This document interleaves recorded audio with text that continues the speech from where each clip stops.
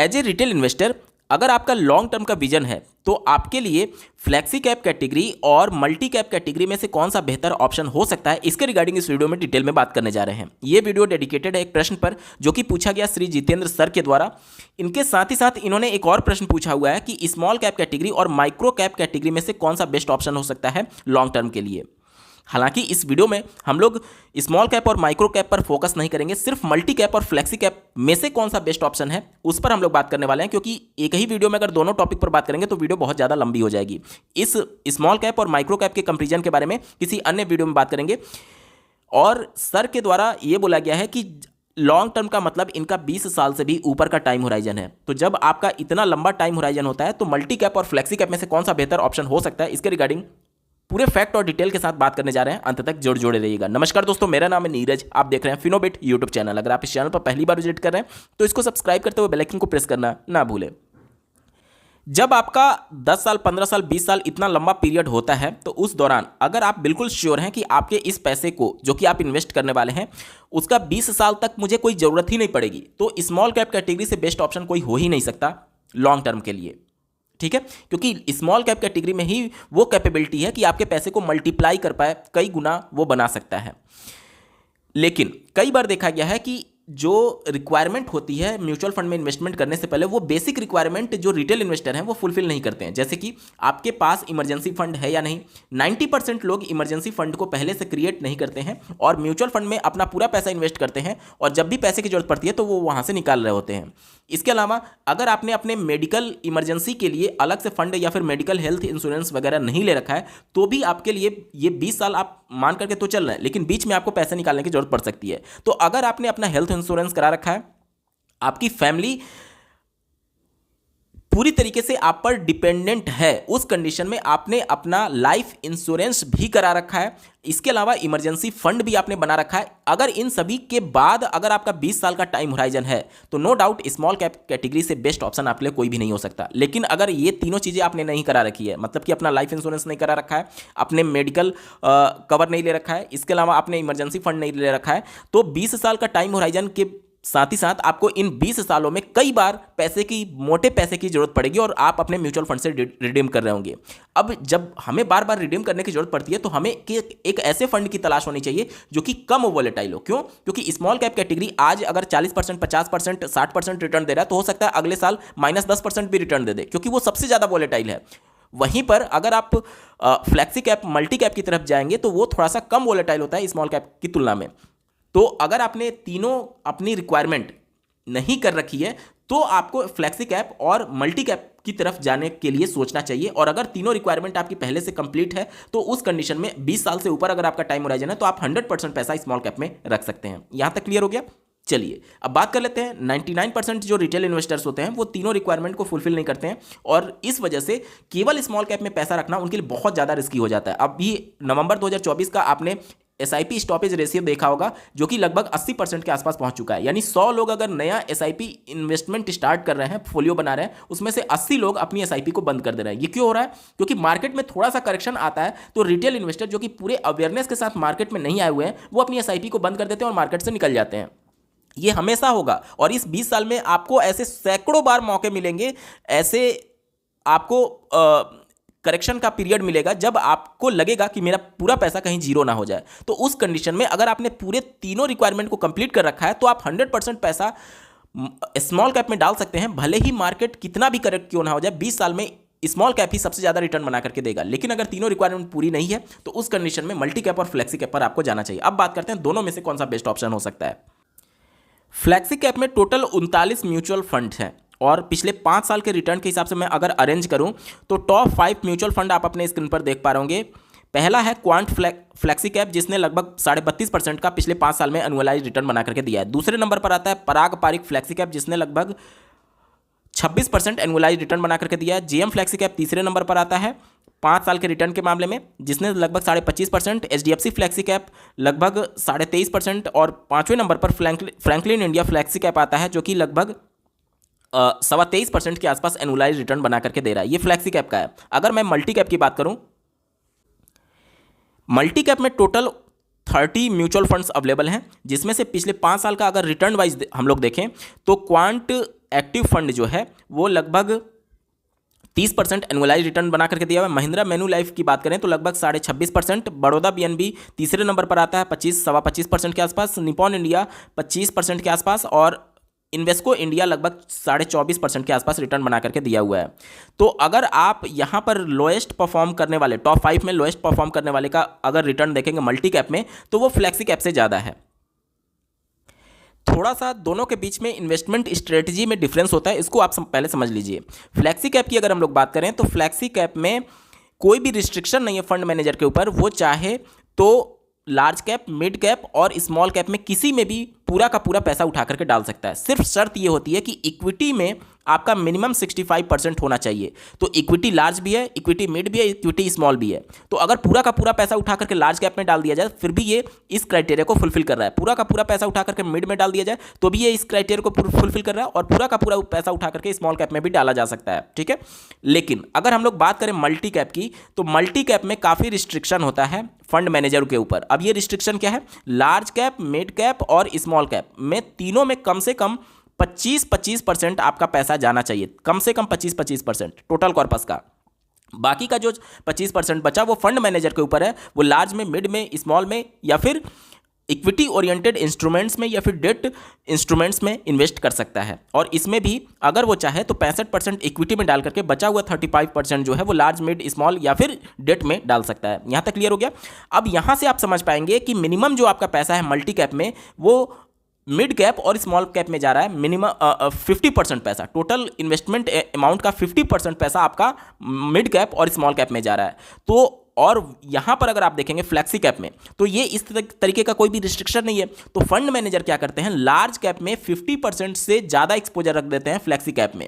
इस वजह से लॉन्ग टर्म में मल्टी कैप में ज़्यादा कैपेबिलिटी है आपके पैसे को ज़्यादा ग्रो करने के लिए, क्योंकि यहां पर 50% से ज़्यादा या फिर लगभग कम से कम उतना 50% तो कम से कम आपका मिड और स्मॉल कैप में होगा ही होगा। जबकि फ्लैक्सी कैप में अगर आप देखेंगे तो मिड और स्मॉल कैप में आपका 50% से कम एक्सपोजर होता है। इस वजह से लॉन्ग टर्म में मल्टी कैप आपको ज़्यादा रिटर्न बना करके दे सकती है।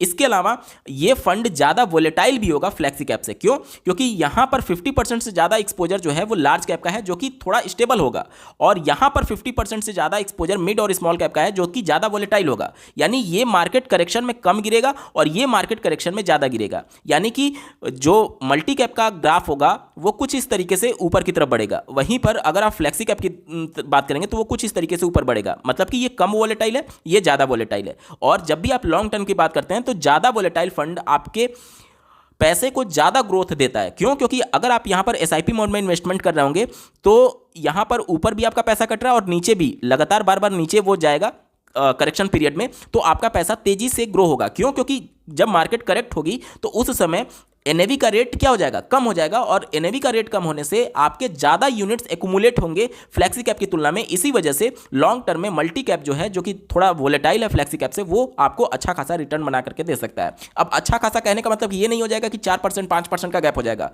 लेकिन अगर आप स्मार्ट इन्वेस्टमेंट करते हैं, जैसे कि मार्केट जब करेक्ट करे, जैसे अगर आप देखें सितंबर 2024 से अभी हम लोग दिसंबर तक और जनवरी में भी लगातार करेक्शन चल ही रहा है, कंसोलिडेटेड पीरियड चल रहा है, तो उस दौरान अगर आप चाहें मार्केट जब जब करेक्ट कर रही है, अगर थोड़ा थोड़ा पैसा ही करके आप इन्वेस्ट करते रहेंगे तो लॉन्ग टर्म में आपको यहाँ पर ज़्यादा कॉर्पस बनाने का मौका मिलेगा। जबकि फ्लैक्सी कैप में आप देखेंगे तो ये डाउन साइड प्रोटेक्शन इसमें ज़्यादा होता है, तो ये बहुत ज़्यादा करेक्ट नहीं करता है। ये सारी चीज़ें अभी मैं फैक्ट के साथ दिखाने वाला हूँ।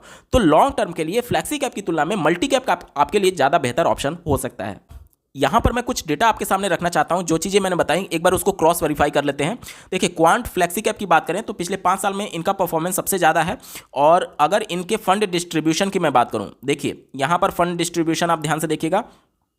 देखिए, इनमें लार्ज कैप 77% है, स्मॉल कैप 15.5% और मिड कैप जो है वो 4%। मिड कैप और स्मॉल कैप को मिला देंगे तो लगभग 19-20% के आसपास यहाँ पर मिड और स्मॉल कैप का देखने को मिलेगा। जबकि 50% से ज़्यादा एक्सपोजर किसका है, लार्ज कैप का है। ये फ्लैक्सी कैप की बात हो रही है। इसी प्रकार से अगर मैं पारंपरिक फ्लैक्सी कैप की बात करूं तो इनका फंड डिस्ट्रीब्यूशन अगर मैं आपको आपके स्क्रीन पर दिखाऊं तो इनका भी फंड डिस्ट्रीब्यूशन इसी प्रकार से होगा। देखिए, इन्होंने बहुत ज़्यादा कैश होल्ड करके रखा हुआ है, क्योंकि इन्हें अभी भी लगता है, पराग पारिक एमसी को अभी भी लगता है कि मार्केट और ज़्यादा करेक्ट कर सकती है, इसीलिए कैश में इन्होंने होल्डिंग काफ़ी बढ़ा रखी है। ठीक है, लार्ज कैप में इनका एक्सपोजर देखिए 50% से ऊपर, मिड और स्मॉल कैप को मिला करके इनका जो एक्सपोजर है वो मात्र अगर आप देखें तो 7% का है।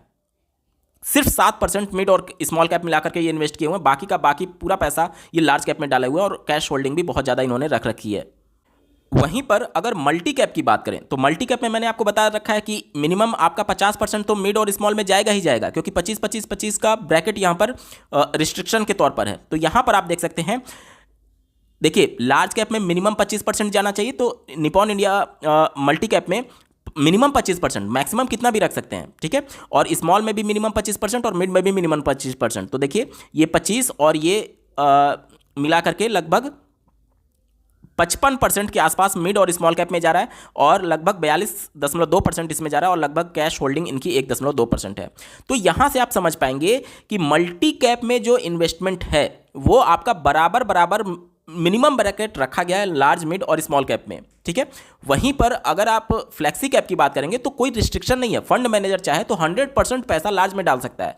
तो वहां पर आप फंड मैनेजर के ऊपर एक तरीके से डिपेंडेंट रहेंगे कि आपके पैसे को वो लार्ज में डाले, मिड में डाले और स्मॉल में डाले।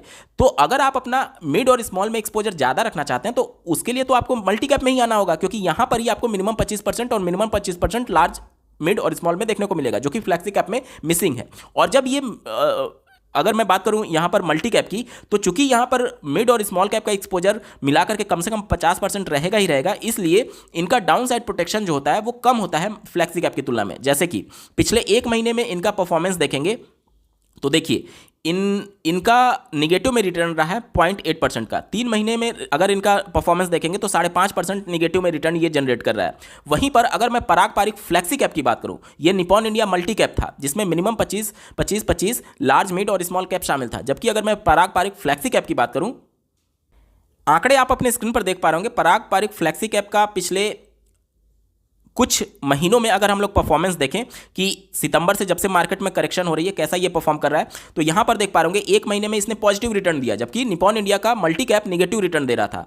3 महीने में भी ये देखिए बहुत ज्यादा निगेटिव नहीं गया, जबकि निपॉन इंडिया मल्टी कैप जो था वो 5.5% निगेटिव में रिटर्न दे रहा था। तो इससे आप समझ पाएंगे कि पराग पारिक फ्लेक्सी कैप या फिर किसी भी कैटेगरी के फ्लेक्सी कैप में डाउन साइड प्रोटेक्शन ज्यादा होता है। क्यों? क्योंकि यहां पर लार्ज कैप का एक्सपोजर 50% से ज्यादा होता है, जबकि मल्टी कैप में डाउन साइड प्रोटेक्शन कम होता है। मार्केट जब करेक्ट करेगी तो मल्टी कैप ज्यादा गिरेगा, क्योंकि वहां पर मिनिमम 50% से कम से कम तो होगा ही होगा मिड और स्मॉल कैप मिला करके, और इससे भी ज्यादा भी जा सकता है। ठीक है, तो देखिए जब भी मार्केट करेक्ट करती है तो वो हमें अपॉर्चुनिटी के तौर पर लेना चाहिए, क्योंकि आपका टाइम होराइजन 20 साल का है।